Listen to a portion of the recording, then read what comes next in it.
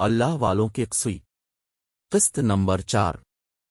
کسی شخص کی دینار کی تھیلی کھو گئی۔ اس نے حضرت جعفر صادق پر الزام عائد کرتے ہوئے کہا، میرے تھیلی تم نے ہی چرائی ہے۔ حضرت جعفر صادق نے اس سے سوال کیا کہ اس میں کتنی رقم تھی؟ اس نے کہا 2000 دینار۔ چنانچہ آپ نے اسے گھر لے جا کر 2000 دینار دے دیے۔ کچھ دنوں بعد جب اس شخص کو اپنی کھوئی ہوئی تھیلی کسی دوسری جگہ سے مل گئی تو اس نے آپ کو پورا واقعہ سناتے ہوئے معافی چاہی اور رقم واپس لینے کی درخواست کی، لیکن آپ نے فرمایا ہم کسی کو دے کر واپس نہیں لیتے۔ پھر جب لوگوں کی زبان سے اس شخص کو آپ کا اسم گرامی معلوم ہوا تو وہ اپنے آپ میں سخت شرمندہ ہوا۔ حضرت لقمان سوڈان کے رہنے والے ایک بہت بڑی بزرگ گزرے ہیں۔ یہ بہت بڑے حکیم اور دانا آدمی تھے۔ ان کی حکمت اور دانش مندی کے بہت سے قصے مشہور ہیں۔ ایک مرتبہ کسی نے حضرت لقمان سے پوچھا دنیا میں سب سے بڑا مالدار کون ہے؟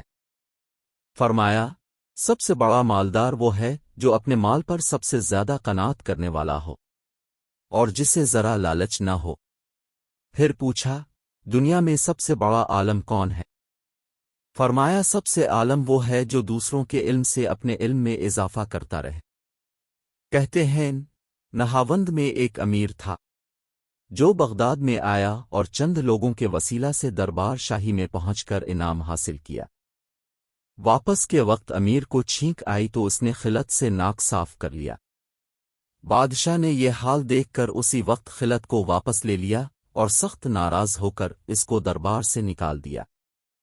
جب یہ حال حضرت ابو بکر شبل کو معلوم ہوا تو اپنے دل میں خیال کیا کہ جو شخص ایک انسان کی بخشی ہوئی خلت کو خراب کرتا ہے اس پر اس کو ذلت اور رسوائی الفاٹینا ہوتی ہے، تو جو شخص احکم الحاکمین کی عطا کی ہوئی خلت کو خراب کرے گا وہ کس قدر عتاب کا مستحق ہوگا۔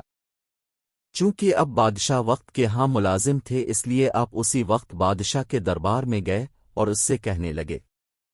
بادشاہ نے یہ حال دیکھ کر اسی وقت خلت کو واپس لے لیا اور سخت ناراض ہو کر اس کو دربار سے نکال دیا۔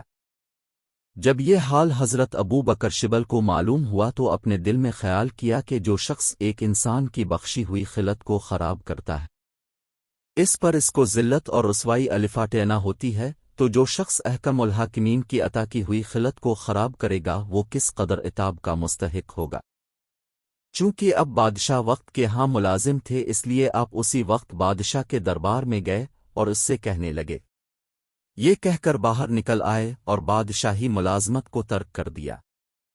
ایک دفعہ حضرت ابراہیم ادیم کے پاس ایک شخص 1000 درہم لایا اور کہا قبول فرما لیجیے۔ آپ نے فرمایا میں محتاجوں سے کچھ نہیں لیا کرتا۔ اس نے کہا میں محتاج نہیں دولت مند ہوں۔ آپ نے فرمایا کیا تو اپنی ولایت میں زیادتی کا خواہش مند نہیں؟ اس نے کہا ضرور ہوں۔ پھر آپ نے فرمایا درہم الفاٹیلے کیونکہ محتاجوں کا سردار تو ہی ہے۔ ایک بار لوگوں نے حضرت ابراہیم ادیم سے پوچھا کہ آپ اپنی زندگی کیسے بسر کرتے ہیں؟ آپ نے فرمایا میرے پاس 4 سواریاں ہیں۔ جب مجھ پر کوئی سختی آتی ہے تو شکر کی سواری پر بیٹھ جاتا ہوں۔